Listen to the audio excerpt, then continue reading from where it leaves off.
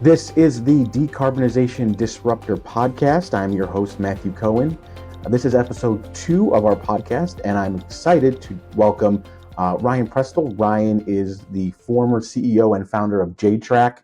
JadeTrack is an energy management and sustainability software as a service platform and was an early leader in leveraging real-time data to drive sustainability in commercial buildings. Ryan is currently the vice president at Smart Energy Water, an AI platform that focuses on empowering energy and water providers globally to champion customer experiences and make sure that we are in a sustainable planet and that becomes a reality. Ryan, welcome to the podcast. Yeah, Matthew, thanks for having me. No worries. I was excited that you said yes to this because I started my practice here at Direct Recruiters 2012. You started JadeTrack in 2011. So I feel like we kind of both sort of moved through the industry in tandem. And also you're an Ohio native, so, nothing wrong with that. So I wanted to chat with you about your career journey generally, especially to start with, you're founding JadeTrack. And I know you didn't come from the industry originally, so I'd love to hear more about, how you came up with the concept, how you gone through the idea of founding JadeTrack, kind of what made you decision to take that leap and begin a startup? Well, I would say it was a unique journey. Was very fortunate in how everything came together there. Just kind of getting the story started. So I graduated from Ohio University, got a job in corporate IT at Abercrombie. It was a great place to work, but the market crashed back in 2009, I believe it was. And ultimately I found myself looking for a job and ended up at Scott's Miracle-Gro.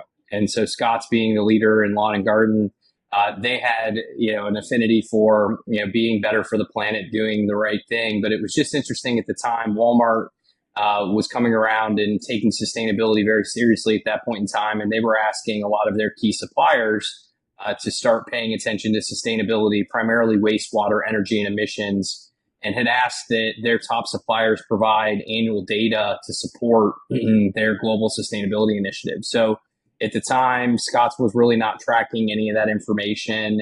They had very little idea how much energy they use, water, trash, any of that sort of thing. And so we had kicked around a couple of different ideas on how we would accomplish that. We had some of the big ERP vendors in the space that were working with us on other parts of the business say, hey, we could build a sustainability platform, or we could implement a platform that we've already built.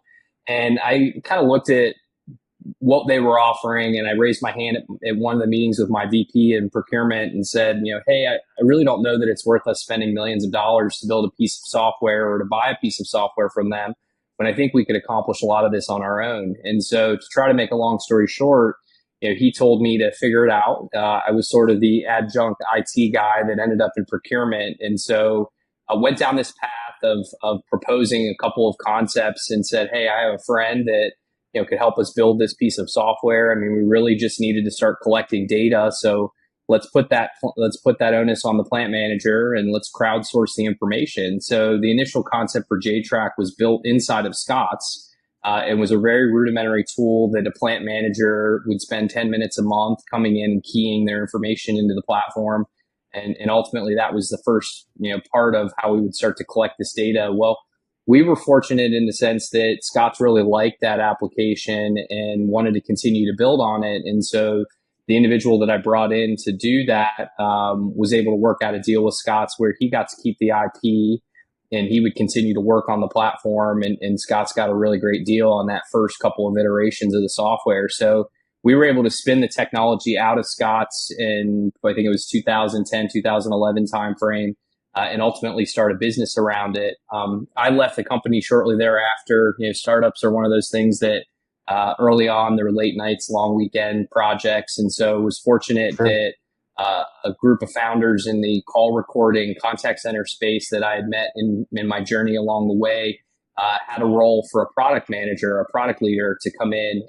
And I had no experience in product. Again, I was a corporate IT guy working on messaging platforms and smartphones and those sorts of things. And they interviewed me based on some of my ability to create a product that was JadeTrack. And so they hired me, spent about 2 years with them before their company was acquired. And ultimately, those founders who had become wealthy in the process of selling their business became some of my early investors. And so when Call Copy, or Uptivity as it was called, was sold, I found that it was a great time for me to leave and go out on my own, and ultimately raised a little bit of capital to support adding some headcount to be able to really build out the platform in the way that we thought would benefit the market. So, again, unique in the sense that doesn't happen every day. Very grateful that Scott's was willing to allow us to keep the IP, and the rest is sort of history. Very cool. It's always interesting when I talk to founders about how, big ideas come from just solving a very simple problem, right? And then you get to a point where you get to build this great company. I'm always interested to understand because, back in that time when you started JadeTrack, I mean, just getting data from your building was a feat, right? That was, cutting edge technology. Obviously, we've come a long way. Help us understand, how JadeTrack matured over time. Talk about the uniqueness of their technology, and how it kind of really became an early adopter of real-time data that just we weren't seeing out there.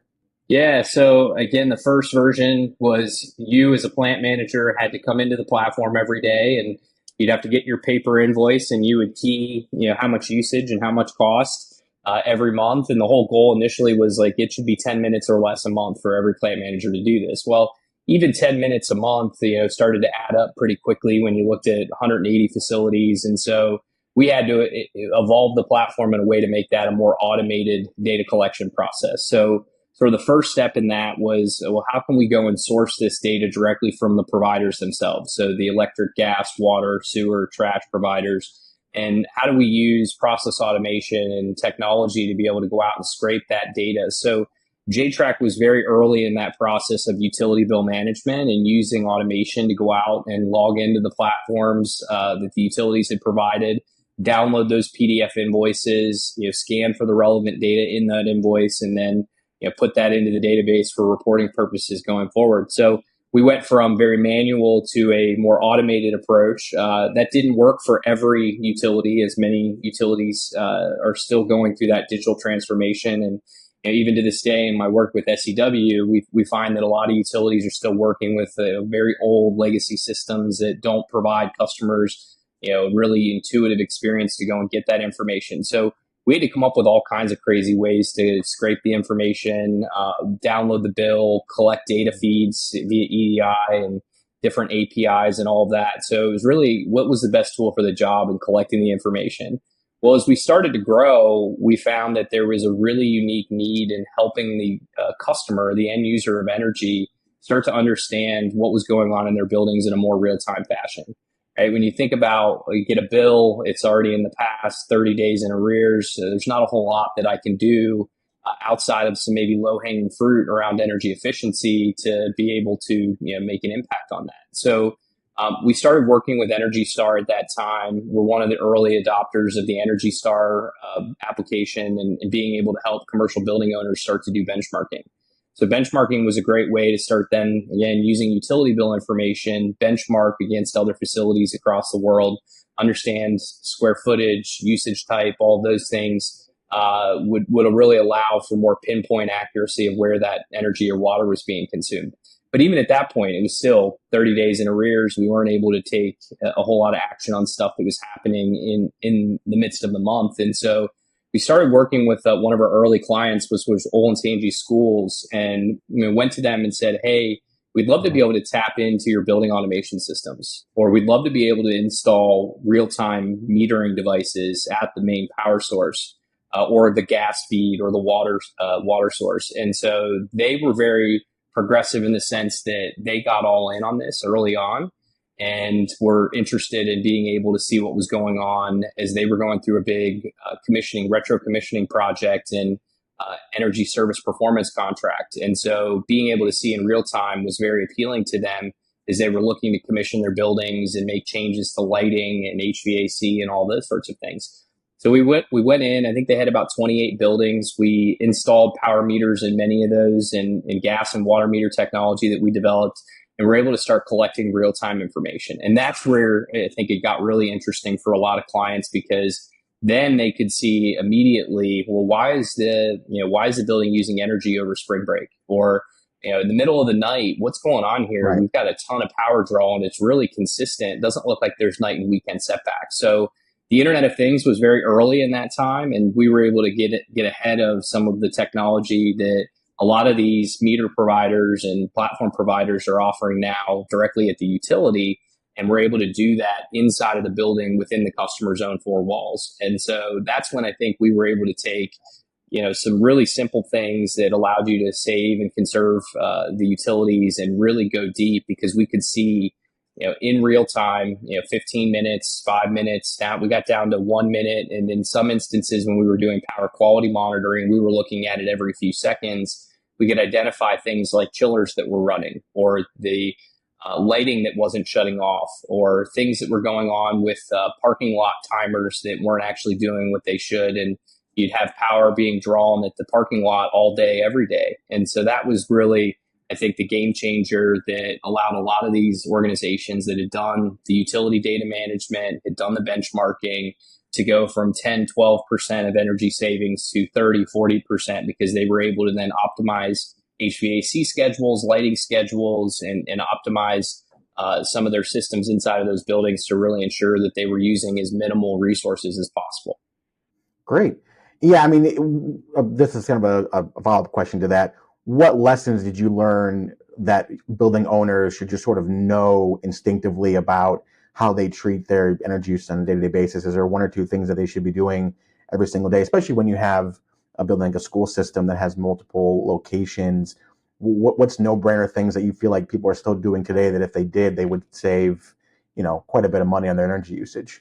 Yeah, there's a couple things that come to mind. We'd often run into, well, we've already upgraded our lighting. Right? That what else am I going to be able to do? Or we just put in a new HVAC system. There's no more energy savings to be had. Well, if those systems weren't optimized, if they weren't really tuned in a way that you could ensure that the equipment was running when it should, or the timers were working the way that they should, there was still a lot of extra power that was being used, even though you'd upgraded to the latest and greatest, building systems. And so being able to see what was going on was key in enabling those building owners to be able to really get to the root of issues. And in a lot of cases, we were able to proactively identify system failures that would have cost them a lot of money, because equipment would run or equipment would fail, or downtime would happen in a plant, those sorts of things, because we were able to see things that were going on inside of those facilities as it was happening, versus just relying on the fact that we made the upgrade and there was nothing else that we could do. One of the things that I would often say when I would meet with a client and they would have that objection was like, well, you can't fix what you can't see. So are you tracking your utilities? Right. Well, no. Well, how do you know that you're not going to have a month that just goes totally out of whack? Are you benchmarking against similar facilities? I mean, a school in a lot of cases is a school that they're built in different time periods, different square footages, but they operate very similarly. They have long summers, they go on spring break, there's after school activities, those sorts of things would really, I think, again, allow, when you could benchmark and see what was going on, a facility owner to understand, well, how am I comparing against my peers? And so that whole idea of visibility was really critical in allowing them to take advantage of energy conservation measures, or really be able to optimize the things that are going on in their building, whether it was behavior. We have all kinds of crazy behavioral things that we identified in the process, or system issues that, even again, brand new systems, tend to have issues if they're not continuously being watched. So you can't fix what you can't see, and looking at both the monthly utility consumption in addition to anything you could get from your utility in real time, your building automation system in real time, or metering that we would help you put in your building in real time, really allowed you to move the needle. Great. No, I mean, it's sound advice that I think more people should listen to. I think if they just did certain steps, we could get quite a bit farther in sustainability. So I'm interested to hear, lessons that you learned from your 10 years experience, kind of building a startup from essentially scratch, right? So what lessons you take from that, having to constantly update technology, increase staff, getting to the point where, you become acquired. What lessons did you learn along the way that helped you, become a successful founder and CEO? Cool. I don't know that we have enough time to go through all of those, but a couple that do come to mind. I mean, it's hard.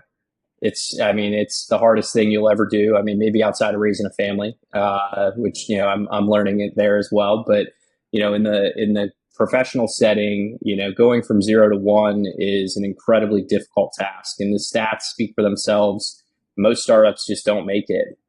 They run out of money. They have hiring issues, co-founder disputes, all kinds of things that really take them away from their mission and ultimate goal of being a successful company and making that exit happen. And so, outside of it being very difficult, there's a lot of things that I learned along the way about working with investors. And as soon as you take other people's money or OPM, the whole dynamic changes. And raising money from friends and family and angels, that has a whole nother element to it that I didn't really think about at the time. You just think it's going to be up and to the right, right? As a founder, you sort of live in this reality distortion field that you create for yourself.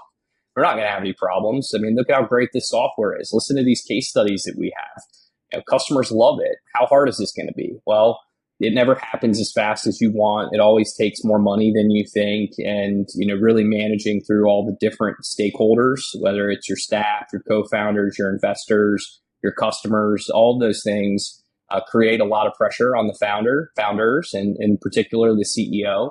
And so I think that, recognizing that it's hard, it is incredibly rewarding when you do work through some of those things. I mean, I had zero experience in this, right? I came out of corporate IT, but I had a vision, and I felt like we could build a team and we could take the couple of successful customers that came with us early on and replicate that very quickly. And we were very fortunate to be early in the space. While there was competition, there was not as much competition as there would be today. And Columbus, where we built the business, was very open to working with startups. And so we had some incredible clients, Wendy's Corporation, managing all of their utility bills.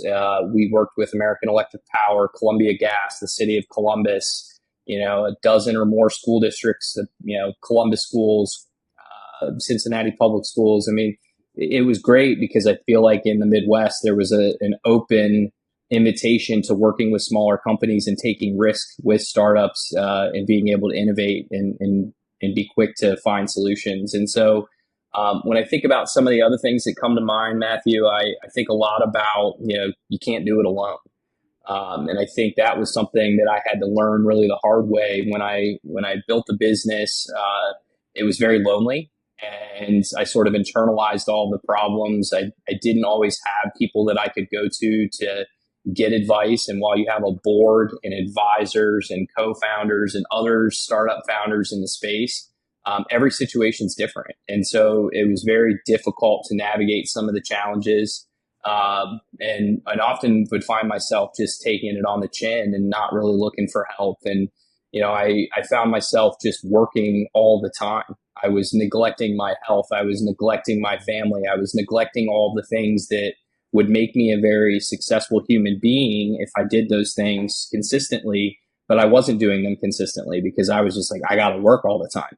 And not having that balance, I think, is something that I see in a lot of startup founders. They take it all internally. They don't find help. They work all the time, and they're really out of sync and out of balance. And that was one of the things that, really as we got into the thick of things, having to do it all over again, I would have been eating better. I would have been spending more time with my friends and family. I would have found professional help to work through some of the things that I was going through to make the company what it was. And so, if I could give any advice to a new founder, somebody that's never done it before, you got to take care of yourself. You got to take care of your family and your personal obligations, because if you're not doing those things, you're never going to be a good leader. You're never going to be a good co-founder and be there for your team in the way that they expect you to be on your game all the time. So, finding balance, I think, is so critical in all of this. And the more you work, it doesn't always translate to more results. And so it's okay to take a week off and not work. It's okay to put the phone down and spend time with your loved ones and ensure that you're getting your cup filled in other ways outside of work, because I think that just allows you to come back to the business being refreshed and really find ways to solve the problems that you're facing without, again, just feeling like you just got to grind through it the whole way. No, I mean, that last one is a huge lesson. I was going to ask you, was that a driving factor in you deciding to, take an acquisition, or what generally was, I mean, beyond the obvious, what was the motivation to finally say, it's time to look to be sold and move on to the next venture? Yeah, it's a great question. I would say some of it, absolutely. You get to a point where you're feeling burnout, and I'll admit I was burnt out at the end and wasn't showing up for my team in the way that I would have liked. Retrospectively, looking back at it, I think in the moment I felt like I was doing everything that I could to lead the company forward. But it was an interesting time. I mean, when we sold the business, it was the end of 2020. If we remember what 2020 was like, it was some of the most uncertain times that we've seen ever. And I'm sure that we'll ever see, right? So we were right in the thick of COVID. There was a lot going on, even despite the fact that because everybody went home and was working from home, there was an incredible need for our technology. There was still apprehension in spending any money and really finding it difficult to get in front of clients and, sell the dream and, get them to feed off the energy that you would bring to those early conversations. It was difficult to do that because it was in the early days of Teams and Zoom. And in a lot of cases, many people didn't know how to use those tools very effectively. So created all kinds of challenges. But at the end of the day, we were very fortunate in that we were sort of faced with this: do we raise another round of capital and scale more? Or do we look at an exit opportunity? And we're fortunate that summer of 2020, I got a term sheet out of left field from a California-based company that wanted to add this sort of technology to their portfolio. They were really focused on the home and the residential space and felt like a very well-rounded commercial and residential solution would be great to take to utilities, which was the primary market focus for us at that time. So we started with, cities, government, moved into the commercial space. Then we really were focusing on private label and partnering with companies like Limbach or Train Technologies, where they would private label the software. Well, then the utilities started to wake up to, well, we want to provide these tools to our customers, right? And so we were really focused at that point on selling to large utilities because the recurring revenue was much higher. They had a need that it was, less customers to chase, but bigger deal sizes. And, we really felt like that's where we could scale. So got this term sheet totally out of left field. I took it to the board and I said, hey, here's what we got. What do you guys think? And they were like blown away. I mean, again, we're in the middle of COVID. I think everybody was just worried about, surviving. And we had a really unique opportunity to exit that point. And the board said to me, they were like, well, what do you want to do, Ryan? And I said, well, ultimately, I want to take care of my family. And if this is a good exit for everybody, let's take it.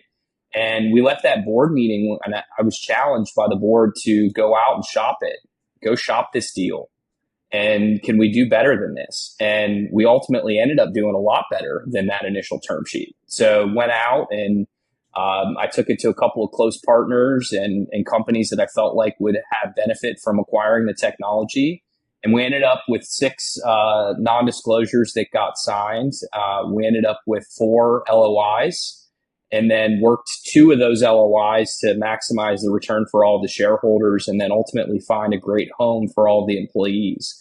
And that was a really important factor for me as we were thinking through where do we want to sell the business. It wasn't all about the financial outcomes because I had family members that were involved in the business. I'd grown very close to a lot of the employees, and we rallied around ourselves and the company in the midst of a very trying time there in the middle of COVID. So finding a good home for everybody was one of the key drivers and ultimately selling the business. And IGS Energy was the one that ultimately ended up acquiring us, and they were right in my backyard. They were a great company. Had worked with them over the years on a number of different things and had a very strong reputation for strong company culture, family-run business, despite it being a couple $1 billion in revenue. And ultimately, it checked all the boxes. And so worked through the acquisition there and ended up being a great outcome for everybody. And there's still several of the employees that are over at IGS doing great things for them in different areas of the business. JadeTrack's growing. It's profitable. It's really been, I think, a great outcome for everybody that was involved, whether you were one of the founders, a shareholder, an employee, or an investor. Great. I was going to ask you, do you Do you check in on it often enough? Are you involved in advisory, or have you just completely exited at this point? I am totally out of the business at this point, although I had the opportunity to catch up with the CTO and the primary person that worked on the deal about a month and a half ago, and got an update on the business. My little brother's still over there, and so I get updates from him periodically. Oh, And cool. so, despite not being involved, I have kept a pulse on it, and have wanted to see it be successful from handing it off to a great company like IGS. And so it's cool to see what they've done with it, how they've integrated it into their commodity business, and where they're taking it.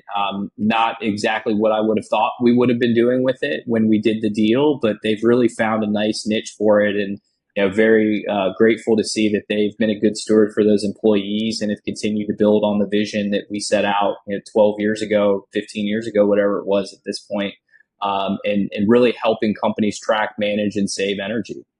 Awesome.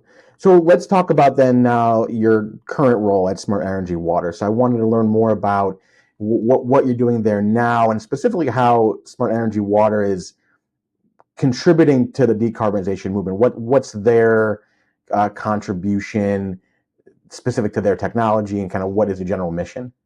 Yeah, so backing up before I get to the smart energy water thing. So my next stop after JadeTrack, I spent about 2 years at Questline Digital. So Questline was a digital marketing agency, is a digital marketing agency working with utilities to help them communicate more effectively with their customers. So it was cool in the sense that I'd worked with Questline as an agency to help me with some of my marketing and outreach efforts when we were collaborating with some of the utilities. And so reached out to the owner when I had recharged the batteries and was ready to get back to work. And he brought me on to run. Well, at first he brought me on as a strategy consultant. He wanted help building a go-to-market strategy and a channel partnership strategy. And so spent a couple months consulting with them, and then ultimately took the sales leader position when it opened up. And so it was cool in the sense that did that for 2 years, and then he was able to exit the business to a large company out of Toronto, publicly traded company out of Toronto. And at the time, I was again kind of feeling like I didn't know what I wanted to be when I grow up, and wanted to take some time off after the acquisition. And was fortunate that one of the people that I had worked with in a partnership opportunity at Questline had reached out and said, "Hey, we're Smart Energy Water is looking to integrate a digital marketing agency that we bought, and we think that you'd bring a really unique element to the team in the sense that you've been a founder. So 0 to 1. Again, this was taking an agency and then marrying it up with a technology platform to really provide an end-to-end customer experience solution for those utilities." So the team hired me on and jumped in and was able to quickly integrate that agency. And where we're at now is really trying to disrupt a market that is pretty late to the game as far as it comes to digital transformation. I think the utilities might be the last industry that's really gotten around to embracing how a good customer experience is critical to ensuring revenue, reducing cost, and improving resiliency. And so I have a great team around me. Deepak Garg is an incredible visionary in the space, and he really empowered me to come in and figure out, well, how do we make our technology platform stickier? How do we ensure that when we work with a utility, that their customers see the benefit from the technology and understand how they can conserve energy or water, how they can take advantage of utility programs, and then we don't leave the marketing and communications piece to being like the last thing that we talk about. Because I think there's so much to be said about, well, I need to check the box on having a customer portal, or somebody came along and said we needed a mobile app, so let's have a mobile app. That sounds great. But if the customer doesn't know the technology's there, they don't know how to take advantage of the mobile app or the customer portal, it really leads to adoption challenges. And so we're bringing best-in-class technology where we do software as a service platforms for customer experience, workforce experience. And we have a couple of other sister companies that focus on mobility, smart e-mobility, and then iPay Smart, which is really the payment side of the business, where we're really trying to provide an end-to-end solution for a utility. And we only work with utilities. So again, the company's vision to educate, engage, and empower 8 billion people to save energy and water. And I just, when I met Deepak for the very first time, I felt the energy and really loved where he was taking the company, and felt like I could bring my experience as a founder, my experience working back in the contact center days, my experience at a marketing agency, to really help the company take this element of customer communications and marketing to the next level. So we're really focused on scaling the company. I think he has huge ambitions for where we can take it. And ultimately, we're seeing a lot of utilities now wake up to the fact that these aren't ratepayers anymore. These are customers. They have more choice than they've ever had in the past. And so we need to start treating them in a way that helps them be a good steward of their energy or of their water.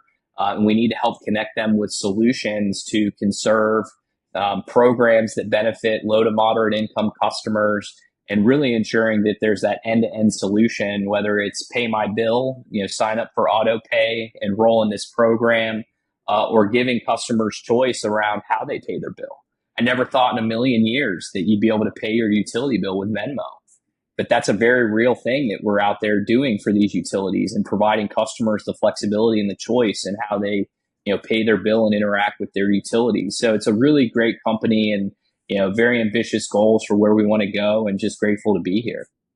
It's so crazy. I live up in Cleveland, Ohio, and I bought a house early in the pandemic, and for whatever reason, the Cleveland Water District site was down or something, and so to this day, I still pay my water bill via mail. They send me a mail-in bill, and so I do it online. But I've yet to hear from them saying, "Hey, we can change it to a portal. We can do this. We can make it easier for you."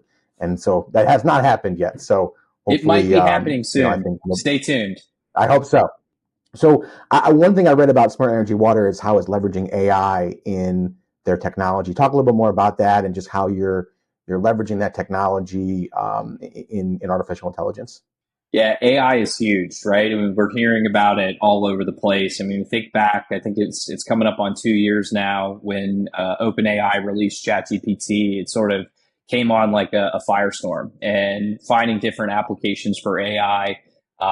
It's been incredible to see the growth that we've seen in the technology and how it can be applied. But I think SEW was very early in that space. Again, going back to Deepak's vision, he saw how you could use artificial intelligence, machine learning, to really help utility customers do more with less. And what I mean by that is, when you think about a utility, they're sitting on all these disparate systems.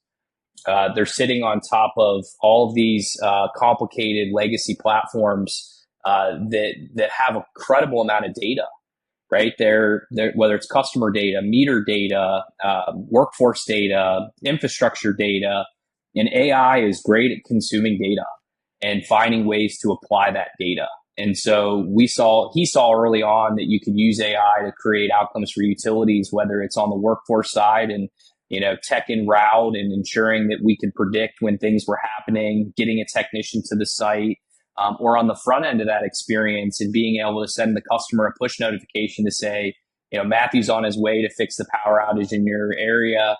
He'll be there at 5:52 p.m. He expects it's going to take this amount of time. There are so many different ways that you can use AI in this space. But where I get excited about it is, I think, again, going back to the Chat GPT and the generative AI component, there's an incredible opportunity there to create really unique experiences for customers. Thinking again about all the data a utility has about a customer. We know where they live. We know how much energy they use. We know whether they have an EV. We know if they have solar, whether they have a pool, what their preferences are about communication, what their interests are across a variety of different fields. And so when we think about the generative AI opportunity, things like our chatbot are creating real value for a utility, in the sense that we can solve for a lot of those frontline customer service inquiries using a smart chatbot that will allow the customer to do it on their time without having to pick up the phone. Right. And generative AI will, again, provide a unique experience for that customer. We'll dip into various systems to be able to say, hey, Matthew, based on your phone number, I see you live at this address. We are experiencing an outage in the area. Is that what you're calling us, or what you're writing us about today? And ultimately, in a lot of cases, we're able to solve for a variety of different issues on the customer service side using that technology that would prevent a customer from having to call into the contact center.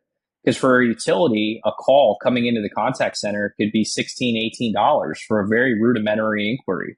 And so those are real costs. And a utility doesn't have a lot of control in a lot of cases over those costs. The customer is going to call if they have an issue, right? So if we can use chat and we can use some of these other technologies to be able to help mitigate some of those inquiries and contacts, it really allows a utility to save cost. And a customer this day and age would rather use a chatbot, or they'd rather get a text message and do it over text. I think, again, the younger generations don't want to talk to anybody.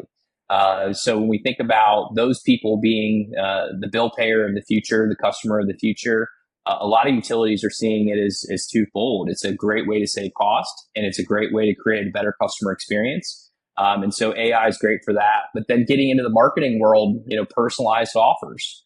Why would we send somebody that's interested in saving money but doesn't care about the environment an offer around, save the world? You're just going to turn that customer off. But based on their preferences and things that we know about that customer, we can be hyper personalized in segmenting out the ones that might care about the environment and the ones that are just going to be motivated by saving a few dollars on their bill. Behavioral marketing campaigns are another way that we can really leverage data and AI to ensure that those messages are personalized for each customer. Did they open the email? Okay. Did they click on the CTA? Did they go to the website? Did they click to enroll in the program? And if not, we can tune those messages along the way to ensure that maybe we change the subject line. Maybe we change the body of the email. Maybe we change the CTA to be more appealing based on the data that we're getting back about that communication. So there's, like I said, a tremendous opportunity in using all the data the utility has at its disposal to create better outcomes for customers, increase the revenue opportunities for the utility, reduce cost, and then create a more resilient infrastructure. No, I mean, it all makes sense. It almost reminds me of the letter I get from my water provider every few months about how I should change the pipings next to my house because if they break, it's on me to fix it. And so I read it and I go, I don't think that's going to happen, but why is this important to me? And so if it was maybe given in a better way, it might be worth it, right? So that's essentially what you're talking about is those types of communications. Yep. Very cool. Well, no, I really appreciate you taking the time to do this. It was super insightful. To close, anything else you want to share about what's going on as of late at Smart Energy Lauder with you personally that our audience should know and get excited about? Yeah, I mean, I think I shared a little bit of that early on. I mean, SEW has taken the industry by storm, and we have a very robust roadmap that I get excited about seeing and how the product team is finding different ways to solve problems for utilities that maybe they didn't even know that they have. And so when I think about where we're at today and where we're going to be at next year or 10 years from now, I can't help but get really optimistic about what outcomes we're going to be able to create for utilities, our customers, right? And then their customers as a result. Because I think that at the end of the day, to be the most sustainable organizations possible, to really meet our climate goals and to conserve as much resources as possible, it's going to take technology providers like SEW, it's going to take progressive utilities, and it's going to take customers. And when we think about how we bring all those people together, the opportunities to really save the environment and create better outcomes across the board, I think are very real. And so I just encourage everybody that if they haven't had a chance to check out SEW, hit our website, sew.ai, and reach out if you have questions, because I think we're going to do a lot of really cool things over the next few years. Great. Well, again, Ryan, thank you for taking the time to do this. Super insightful. Always enjoyed speaking with you. And thank you again. So this is the Decarbonization Disruptor podcast, and we'll see you next time. Thanks, Matthew.